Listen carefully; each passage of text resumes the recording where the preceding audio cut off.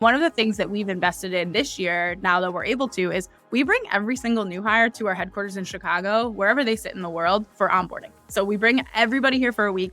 It's expensive. It costs a lot of money. But there are people who started pre-pandemic who started at ActiveCampaign who've never been back to Chicago since they started. But they spent 1 week in Chicago at the very beginning, and they still talk about it. They still talk about like how cool it was and how they got to meet all these people and this experience in the city. And that's really special. And you can't recreate that on a Zoom call.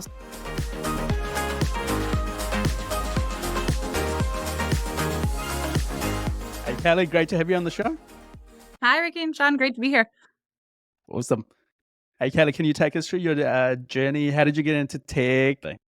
Yeah, absolutely. My journey into tech was a bit by happenstance, actually. I worked for a nonprofit 15 years ago. And at the time, the nonprofit was a customer of Constant Contacts. And I was using my job at the nonprofit was to use Constant Contact to send out email newsletters and event stuff and donation campaigns, fundraising campaigns. And I went to a training to learn how to use it better because Constant Contact's headquarters happened to be down the street from where I was working outside of Boston. And I met their like director of training, and he was like, "Hey, you're doing some really interesting stuff. We're hiring somebody. Would you be interested?" And a few months later, there I was teaching other people how to do what they taught me how to do, which is really fun. So then, and ever since, I've been in MarTech for the last 15 years. So it was really, I stumbled into it. I think, especially at that time, most of us didn't know what working in tech meant if you weren't an engineer. And I certainly wasn't an engineer. My degree's in communications and public relations. I thought tech was the scary thing over here that I would never get involved in. And then I ended up doing customer-facing work for the last almost 15 years. And it's been a really fun journey, kind of Constant Contact, very basic like email marketing, teeny tiny small business customers, a bunch of nonprofits, to HubSpot, where we did mid-market and going up into enterprise. I got to live through the HubSpot IPO, which was really interesting. And then ActiveCampaign, which sits a little bit in the middle of those two things, both small customers and some bigger customers as well, but always teaching small and medium-sized businesses how to do marketing, specifically to do like email marketing, social media marketing, and then use a CRM for good and not evil when it comes to having customer data. So very cool. I want to come back to ActiveCampaign, and I want to obviously pick your brain on the marketing for SMBs. But going back to HubSpot, Kallie, what was the biggest takeaway from your time there? It's so hard to pick just one. I think the thing I appreciated the most about HubSpot was how collaborative of a company it was. It didn't matter where you sat on the totem pole. You could be an individual contributor and you could have an idea that propelled the business to the next stage of something, and you would be able to be directly involved in that idea from start to finish. So I think this ownership mentality of solving for the customer at HubSpot was my biggest takeaway. Are we doing something? I tell that to my team all the time now. When they're like, "Hey, do you think we should do this thing?" And I say, "Is it going to make the customer experience better? Is it going to be beneficial for the customer?" Then my answer is going to be yes. 99.9% of the time. That 0.1% of the time is probably when you tell me it's also going to cost us a few $1 million to do it. Then I might ask some more questions about it. But just that ownership of solving for the customer is the thing that really has been deeply ingrained in me since my time there. Kallie, a lot of what you've said resonates with me. I think Ricky's probably sitting there going, "We should get you to train Sean on how to use a CRM." I'm very bad at it. But like this whole concept of strategic programs I find really intriguing. What's a standard day or week for you and your team? What do you focus on and what do you do? Because I'm really intrigued by this as an area to run inside a business. Yeah, I think when I think of ActiveCampaign, we're a 800-person company. We've got 160,000 plus customers. There's a lot going on. There's a lot to do. And we have to think of different ways to reach our customers, to engage them, to scale our business as well. So when I think about the strategic part of my role, one of the things that we did this year as a strategic program that I led is we opened an office in Costa Rica. And we did that because we knew we needed to have a lower cost market where we could build and scale a team And we didn't want to go all in on outsourcing. Outsourcing, like you can do it really well. It's very possible to do outsourcing. A lot of companies in our space do that and they do it well. And we also have an outsourcing partner, but we wanted to think about how do we keep this in-house in a cost-effective way. So in January of this year, we said, we're going to hire 300 people in Costa Rica in the next 3 years. By May, we had our first hiring class of about 20 folks. We have about 60 people now in the region. We officially have a legal entity. And actually, in 2 weeks, I'll be down in Costa Rica and we'll be celebrating the opening of an office space that we designed and built for our team down in Costa Rica. What Costa Rica will allow us to do is to build the team of both customer-facing folks, but also our engineering team to help scale the product and help scale our support as well. So huge initiative, tons of moving pieces, legal, finance, recruiting, learning just like how a government in another country works and how you set up an entity. It's our fifth country that we've entered as a formal entity, but a little bit different. We're focusing a little bit different. We've always gone sales-led before. Here we're going customer and engineering led. So it was a bit of a different motion for us. But we did it in record time. Everybody told us, like, you can't do this in less than a year. A year is like standard. There's no way you're doing this. We filed our entity paperwork in March. We closed on the entity mid-October. So it is possible if somebody out there asks you to do it in a place like Costa Rica where they're looking to bring more businesses into the country. They have an incredibly talented and educated workforce. And it's been really fun to see that strategic project follow all the way through. And we'll continue to build that office and our staff there for the next couple of years. I love that. Like having a team dedicated to driving out big strategic initiatives and making sure you go from start to finish and bring everyone in on the journey as you're going along. I think that's really cool and something we probably should have done back in the day. And then obviously that means you've gone and building teams in other regions and, like you said, active campaigns in multiple countries. How do you look at that? I think one of the things I enjoyed, and Ricky probably think we enjoyed the most, is building that teams in all these different countries and then having to bring them on the journey and make sure that they're getting a very similar feel and experience as everyone else is getting. Like, have you got any tips and tricks that you've used as you've scaled up all these different countries across the world? Yeah, definitely. ActiveCampaign has customers in 170 countries. So we knew that we couldn't serve everyone from one country. That was never going to happen. So we have just this massive presence of customers globally. And that happened mostly organically. It's pretty rare that you see like a US-based tech company who has more than 50% of their customers outside of the US, and we do. So it's been really fun, but also challenging because we have to figure out how can we serve all these customers in a way that it feels the same, that customers in certain areas of the world don't feel like second-class citizens because they're not US-based or even European-based. I feel like that's where we see the majority of tech companies spending their time. We've thought a lot about where do we put our offices. Dublin and Sydney were no-brainers because they're massive tech scenes. I think that they're also great incentives to go to those places. So we actually started with Sydney before Dublin, which was an interesting decision and not one that I think a lot of companies make. I feel like Dublin is the easy thing to do from the US. So we started with Sydney as our first international office. Then we did Dublin. Dublin was really focused around language because we just wanted to make sure that we could support outside of English. So we support Spanish, French, Italian, and German from our office in Dublin. And then we had this really big customer base randomly, also organically growing in Brazil. And so we put an office in Brazil, which a lot of companies do not do. Brazil is a kind of a hard country to go and put an office in and have an entity. And it took us years to build the entity because of how complex it is to do that.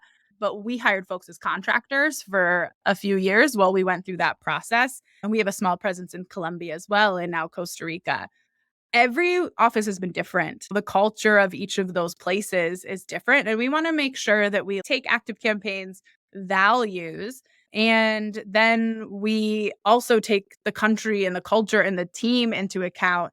And while each office has the same look and feel, we have the same values that we live by as a company, it's a little different when you go. I was just in our Dublin office a couple of months ago and just had such a great time with the team. They have their own traditions, their own cultures, and then also they know the customers in their region much better than somebody sitting in another region does. So we say, hey, what works in Italy might not work in France, might not work in Germany, but we trust you. You own the region. You tell us, what resources do you need? Can you do English in this region, or do you have to have a language speaker?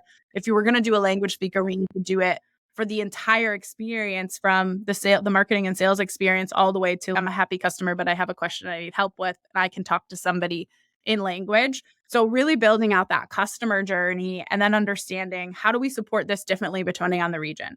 Latin America, for example, super high touch. They want help. They want to talk to you. They want to be able to call you on the phone, send you a WhatsApp message. Some places in Europe, they prefer not to speak to you if they don't have to. So really not making it so that every single region and every role has to act exactly the same, but that there's maybe 70% is the same and 30% we take that variability for the region into consideration and then say, okay, go customize this part of it. As long as it still is driving the bottom line for the business of what we're going after, we're happy to offer that flexibility and give those regional teams ownership over their own experience. You map the customer journey and it'll tell you what flex you need in that 30%. If you match for the customer journey for every location you go to, you'll find the bits that need to be slightly different. So, and then let the people who are experts in that area do that customization for you. Yeah, absolutely. Hey, I just want to touch on what you said earlier. A lot of the American companies don't really have too much revenue sitting outside of the US. It's very uncommon, right? Mm-hmm. For us, we have to go to the big American pond. So what's been your experience there? How do you look after, or how do you think of team and leadership composition? Does the exec team and everyone else sits in the US, or do you have local leaders? Because that was one of the biggest challenges and rewarding moment that we went through in our journey, thinking about how you're going to do that. So quite keen to hear from you. Yeah, we've been on a journey with it, to be completely honest. I don't have the perfect answer. We started where it was like, oh, we'd have a manager in each region, and they were just a senior person, and they assumed that role of the region, but they were super junior in their career. They weren't really strategically thinking about the region. So then we swung the pendulum so far, and we put like VP in every region. And we said, the region is yours to think about, from sales and from success and marketing. But then we didn't give them the resources to do that necessarily. So we have since swung back to the middle, where we have some type of senior leader. It might be a director, it might be a senior manager in each of the regions. And they assume that, I would call it like a site leader role in addition to their day-to-day responsibilities. But our leadership team is not central to the US. For example, I have a leadership team of directors and senior directors that report into me. And one of them sits in Dublin, one of them sits in Costa Rica, one of them sits in Australia, and then everybody else sits in the US. So we've really tried to decentralize the senior leadership at the organization from the US to make sure that we do have a global perspective. Our head of sales sits in Dublin. He sits there. Him and I probably work more closely with him than anybody at the entire company. We're in lockstep. The time zones obviously create some challenges. As you're sitting on the other side of the world, it's very early for you. It's a little later in the day for me, but we found a way to make it work. Sometimes it's like alternating team meetings per week so that EMEA can join versus APAC. It's hard. It's a lot of work to do it that way. Of course, if you centralize your leadership team, it's more convenient, but I don't think it necessarily is better. I don't think it gives you the view. When we have our team is global, our customer base is global, we can't be US centric in every single decision that we make, or we're not going to succeed in those other markets. And like I said, they make up over 50% of our revenue. So we need to succeed in all of those other markets as well. So I think it's just intentionally thinking about who's sitting where in the world and what influence do they have on the greater strategic plan for the business, and making sure they have a voice and a seat at the table. And we make sure that our leaders are relatively mobile. Of course, we had this period of time where we couldn't do a ton of traveling, but if you're a senior leader at the business, like you're coming to headquarters, or senior leaders are coming to you as a person who has I'm the one person in the entire company who has team members in every single region and every single office. I'm there physically. I'll be in Costa Rica in a couple of weeks. I'll be in Sydney in February. So really just making that commitment and acting with intention when it comes to being one global team and not a US team that then tells everybody else what to do. Hey, we were quite big on that too. Like travel, obviously it's difficult, especially on families and stuff, but it's something that we truly valued. It was intentional, the way we designed our yearly calendar and events and whatnot. Sounds like you're much the same. Why do it though? Because a lot of companies will tell you that, hey, there's better ways to do it. There's hybrid, there's remote, get together once or twice a year. But what is it that's within your values and your mission that allows you to do it and you want to do it? Yeah. Probably potentially an unpopular opinion for a lot of folks these days, but there is nothing to substitute in person, in my opinion. There is no way to build relationships and connections in that team bond on a Zoom call. You just can't do it. You can't keep people engaged for a whole day. You can't keep people, I think on Zoom, and I'm guilty of this. I'm on Zoom meetings all day, every day. We do a ton of stuff remotely, but people want to come and go. They don't want to talk about their lives and get to know people personally. And one of the things that we've invested in this year, now that we're able to, is we bring every single new hire to our headquarters in Chicago, wherever they sit in the world, for onboarding. So we bring everybody here for a week. Wow. It's expensive. It costs a lot of money, but there are people who started pre-pandemic who started at ActiveCampaign who've never been back to Chicago since they started. But they spent 1 week in Chicago at the very beginning and they still talk about it. They still talk about like how cool it was and how they got to meet all these people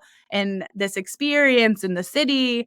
And that's really special. And you can't recreate that on a Zoom call. So we've said like, we're all in on remote work, but we are going to make sure we reserve the budget to have people travel when it makes the most sense, to bring people to headquarters, to send leaders out to offices, to reward individual contributors when they do something really great or run an initiative and say, hey, like, why don't you go do this in another office and teach that team?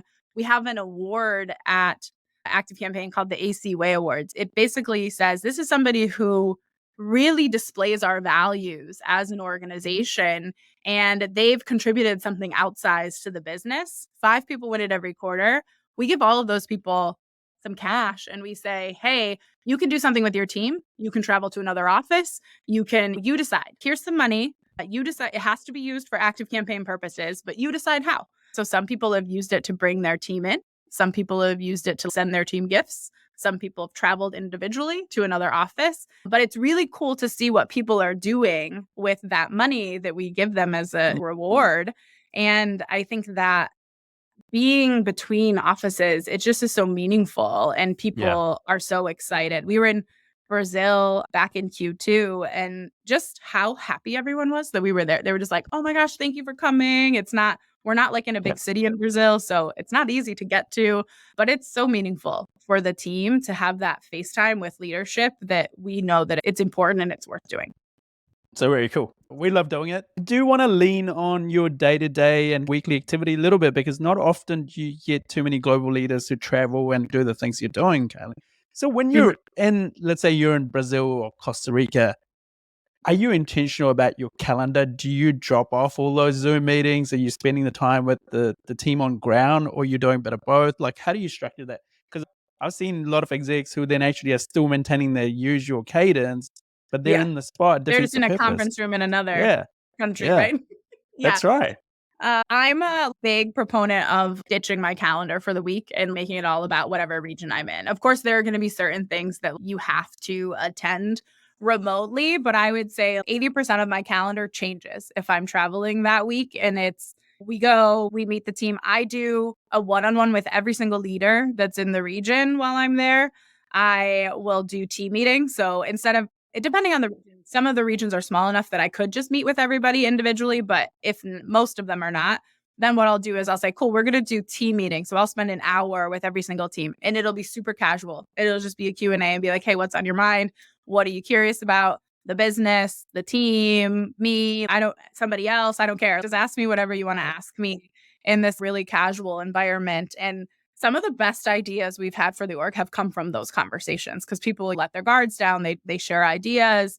And then we always do like a fireside chat with the entire office. So whatever leaders are in town, we're like, hey, we're here. Let's go for it. We did one in Dublin back in September. It was scheduled for 1 hour. We did a happy hour immediately following it. It lasted for 2.5 hours. And we sat there through the whole time. We said, until you're done, we'll sit here and answer questions. And I think that means so much to people. And then we always do something fun and social, like it's a sporting event, it's a happy hour, it's a dinner, like whatever it may be. We always make sure that there's some social activity that every single person in the region is invited to attend. Now they can decide if they want to attend or not, Yeah. but just making sure that there's that opportunity. And then in our regions, much like in the US, like not everybody lives next to an office and can get there. We make sure that at least once a year, we'll have that budget to bring them in. So like in Australia, for example, we've got somebody in the Gold Coast, we've got somebody in Melbourne, fly in to Sydney for a few nights and join all of this so that they really have the opportunity to participate, even though they're technically a remote employee. Very similar to what we would do back in the day. Yeah. Bring at least once, twice a year if we could. We'd get everyone together because, it's, like you said, it's powerful. Yeah. I think it's unpopular if you say everyone has to come into the office every day, but I think if people still get that getting together is super powerful and people still want it. Yeah. I mean, I've not met many people who are like, no, I don't want to fly into the office and hang out with you for a week and do cool stuff and go out for a beer. I think that stuff is still really important. I agree. Yeah. Even like people who like signed up for a all remote job are still like, wait, when do I get to come to the office? Like, when do I get to do the thing in person? And so I think it's really meaningful. And I think it's also like helpful in creating culture because it's really hard to create culture on Zoom or Google Meets.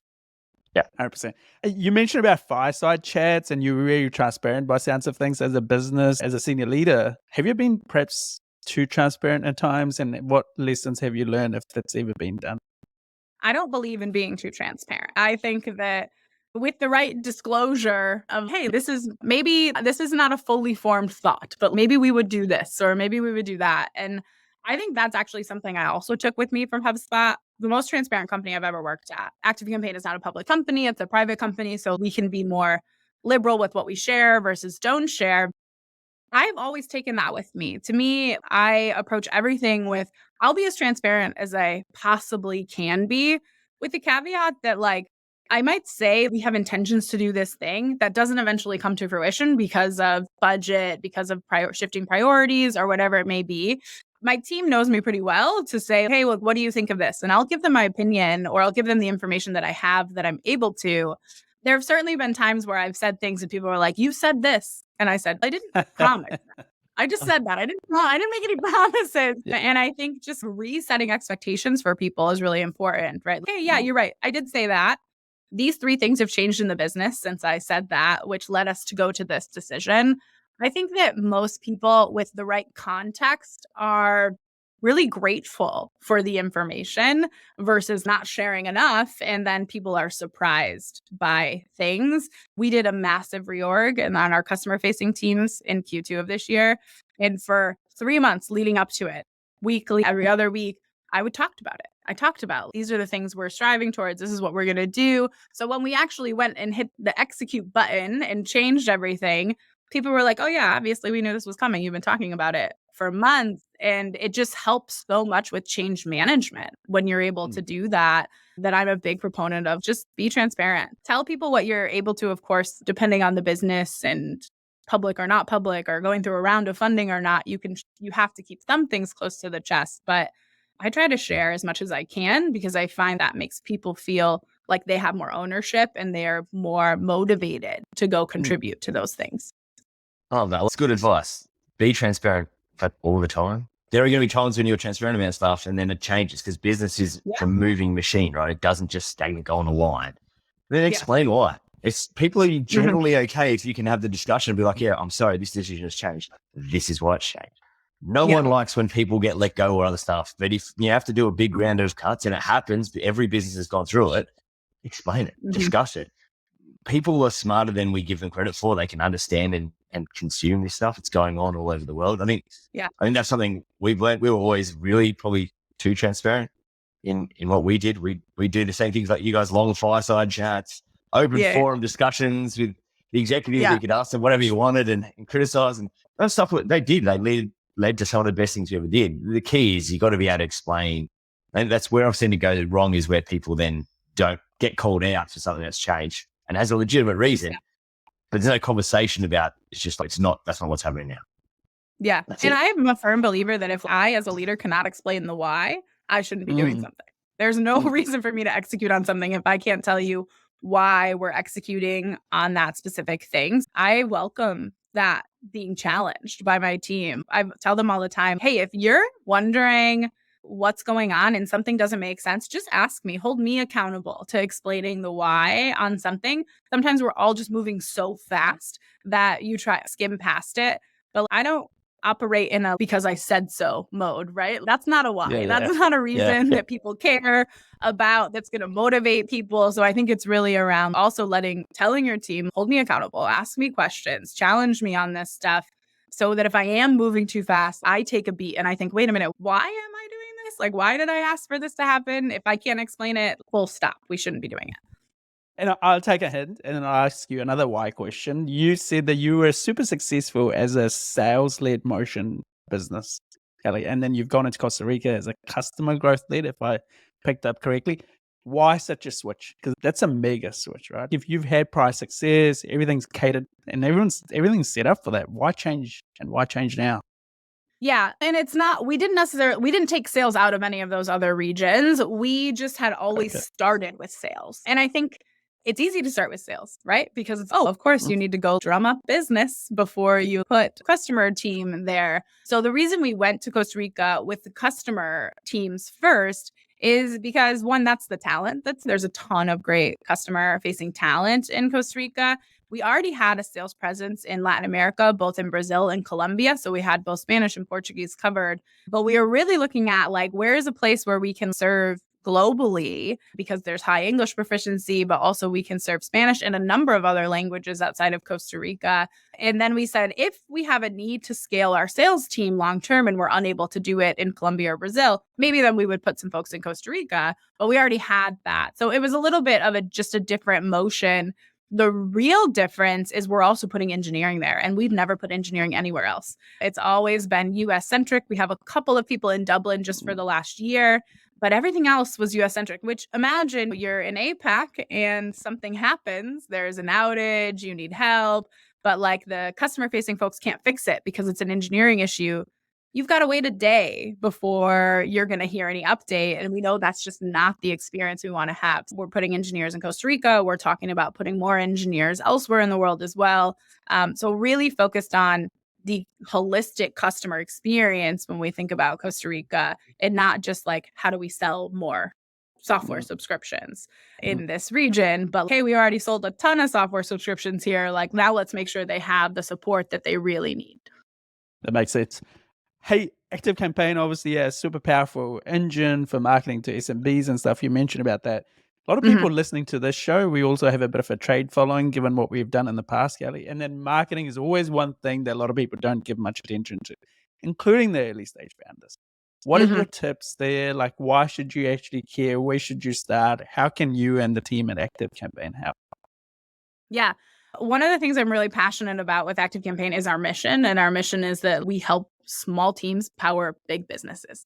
There are teams out there that are 2 people, 3 people, 5 people who run multi-million-dollar businesses that are really successful.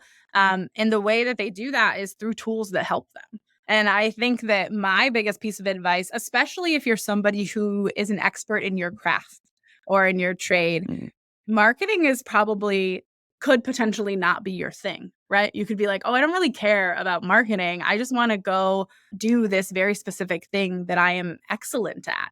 And that's fair. And that makes sense. And that's where I think it makes sense to invest in tools that will help you not spend the majority of your time doing that. So if I'm starting out as I have a small business and I'm like, okay, I really think I need to start dabbling in marketing, the first thing I would do is have a website. It's 2023. Building a website is actually quite simple. Go to Squarespace, go to GoDaddy, go wherever you want to go and build a lightweight website so that when people are looking for your service, they can find you, and then start collecting opted-in contacts so you can then engage with those contacts, whether it's an email newsletter, whether it's a engagement series of multiple emails, whether it's social media or Google Ads. You can do so much. There is so much power in using the right tools, and you can do it once the setup is a bit of a lift, but once you get there, you can start automating so much stuff. And that's the power of ActiveCampaign too, is I can go in and I can say, hey, I want every time somebody fills out a form on my website, I want to send them this piece of content. And then I want to follow up with them 4 days later and then 9 days later.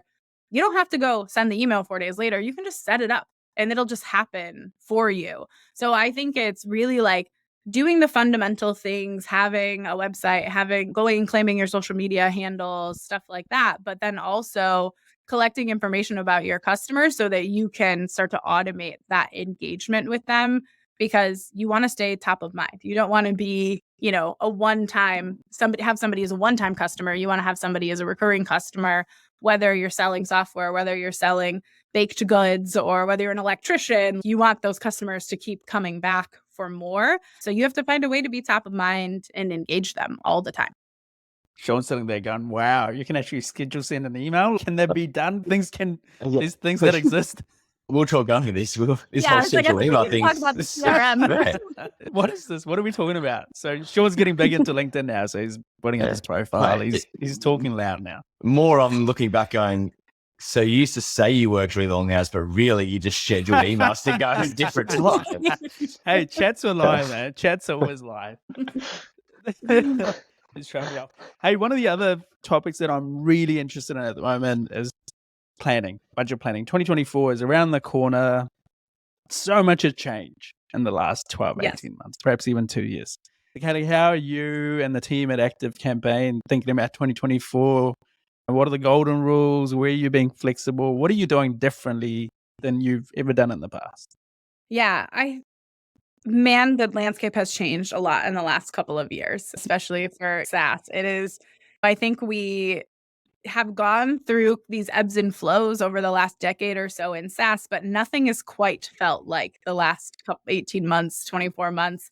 And I think that's what we're keeping top of mind is we used to just be always growing, building, growing, scaling. And we're actually taking a step back this year and trying to get back to building and saying, okay, let's look at what we have, right? We have a pretty decent sized company. We've got a lot of revenue. We've got a lot of customers. What do our customers need from us? What do they need us to build? And ultimately, I think it's stability. It's something that makes their life easier, that's easier to use, that's faster to use, that is easy to see the value from. So we're really focusing on how can we almost get back to foundational stuff in 2024. There's obviously some innovation that needs to always be happening in tech, but if your foundational stuff isn't working, the innovation stuff doesn't matter at all. So we're really taking a step back and saying, hey, what's growth look like in 2024?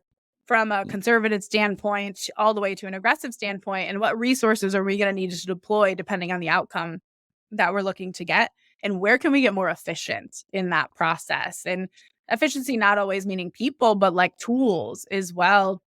Where are we like creating more steps for ourselves than we need to? So we're taking a good hard look at how we do everything internally, the systems we use, the teams we have, and how do we make everything work for us more efficiently so we can get back into that like high growth stage of SaaS that we all love, right?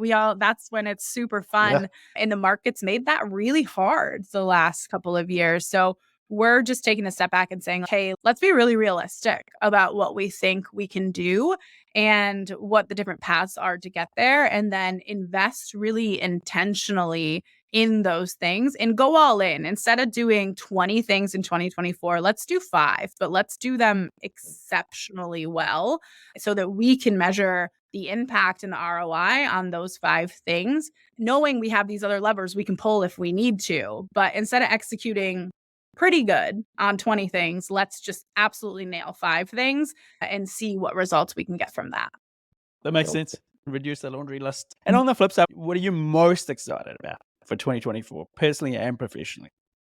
I think 2024 is going to be a really fun year. I think like we're starting to see some change in the market. I think that we're starting also to see consumers like get to a level of savvy we've never seen before.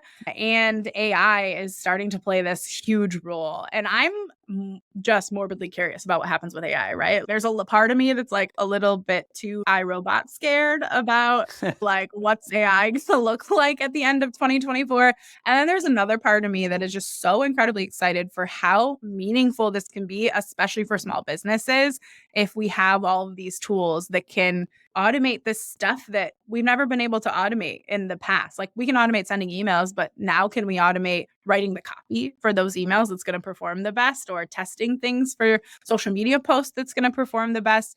So I think that AI is probably the thing that I'm most interested in and excited about to see how that, and I'm not a tech person. Like I'm not an engineer. Like I have no idea how it works, how these like large language model works, anything like this. But what I know is that it can be really powerful and it can help a lot of people be more efficient in their day to day, their businesses grow, their businesses succeed. So I think that's probably my most excited thing for professionally. Personally, one great benefit at ActiveCampaign is every 5 years you get a sabbatical. And I'll be taking my sabbatical in February of next year. It's 4 weeks off, paid, plus you get a little fun little bonus stipend to spend on your sabbatical. So I'm going to go spend 4 weeks in Southeast Asia. And I'm just really excited for probably the first time in my professional career, to just take 4 weeks and disconnect and reset and say, hey, what's really important to me? What am I excited to come back to? And I think it's just a really incredible benefit that we have. And my team is pretty tenured. So I've got a director on his right now. I have another person taking theirs in January. And everybody's come back just so refreshed and excited to jump back into it. So I'm personally just super excited for a little bit of a break, but also maybe some inspiration. That's a very good perk. I love it. It's a good idea. Yeah. I say I'm so much older than you, so I think about Terminator, not iRobot. Both good movies. Fair, yeah. Yeah. Hey, so we can move to quickfire round, Kallie. No AI. You can't get to shut that tab down. No cheating here. Whatever comes to mind first. Favorite sports team? The Michigan State Spartans basketball team. I'm a college sports. Yeah. I only know that through March Madness, so that's probably bad. Yeah, it's very relatable globally, March Madness, right? Yeah. I know it's huge. Yeah. I know it from NBA 2K. Is it in there? In some of them, yeah, you start in college. You can pick that team. I just like the little helmet, so I've always picked it. Nice. What about favorite music type? What do you listen to? What's on your playlist? I'm a pop girl. I'm a Swift. I'm just going to admit I'm a Swiftie. I'm definitely a big Swiftie. I've seen Eras tour twice, and I'm definitely trying to make it a third sometime before the end of 2024. Nice. They're hard to get. They get sold out within minutes. She's not even coming out here. She's only coming to Australia. She's coming out here. She's coming to Australia. Yeah. Yes, she'll be in Sydney pretty soon. Yeah, exactly. Can be iMovie or Terminator. What do you figure that out? Movie of all time. Of all time. That's hard. You know what? I'm going to go Mean Girls. And I can't believe it came out 20 years ago because I think that it feels like yesterday to me. But Mean Girls, from the first time I ever saw it, excellent movie in my opinion. Yeah. Lorraine was watching it with our daughter the other day. It's classic. What about favorite place to visit? You've obviously got this big, exciting trip lined up to Southeast Asia. That's always been your bucket list item, but is there another place that you want to get to or you've been to? Yeah, I've been very fortunate and I've traveled quite a bit, both personally and professionally. I just love going somewhere new. So there are places I've been that I would absolutely go back to, but I'm always trying to go somewhere new. After Southeast Asia, high on my list is Patagonia in South America. So that'll probably be my next big trip after my time in Southeast Asia this winter. Nice. Awesome. And this is the big one, Kallie. This is what you got to get right. There's no right or wrong. There is definitely There's 100% a wrong answer. There's 100% a wrong answer. Peanut butter. How do you like yours? Crunchy? Smooth. Don't give me that. That is the wrong answer. We're getting on so well. We're getting on so well. Sorry, I tried. We tried. Just check. Just when you're in Southeast Asia, whatever you do not ask for smooth peanut butter, they'll be very disappointed. Okay, I won't. But I would say I'd take crunchy peanut butter over Vegemite, though. So I don't know about that. Oh, really? Gonna start a war now. I love Vegemite. Hey, anyway, thanks for coming on, Kallie. This has been fun. Thanks for sharing all your insights and wish you all the best for 2024 and what's to come. Yeah, thank you so much for having me.